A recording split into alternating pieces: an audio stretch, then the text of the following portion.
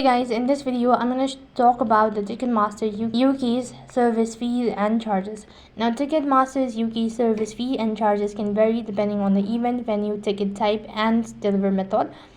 Now here are some common fees and charges you might encounter when purchasing ticket on Ticketmaster UK. So there are a list of fees and charges allocated. First of all is the service fee.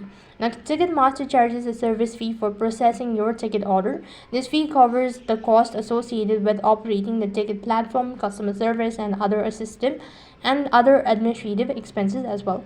Likewise, there is the process which must be applied to each ticket to cover the cost of processing the transaction. This fee helps cover the costs associated with credit card processing, order fulfillment, and other transaction related expense as well.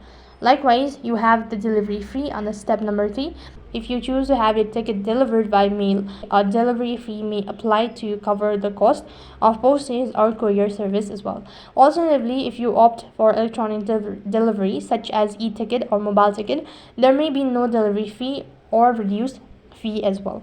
Now some event offers a print at home ticket options, allowing you to print your ticket at home instead of having them delivered by mail or courier. This may be a fee associated with these options, although it's often lower than traditional delivery fees as well. Likewise, you have the venue facility fee, that certain venue charges a facility fee which is included in ticket price. Now this fee goes towards the maintenance and upkeeping of the venue. So that's it for this video. I hope the video was helpful. Make sure to like, share and subscribe to our channel. Thank you for watching. See you in the next video.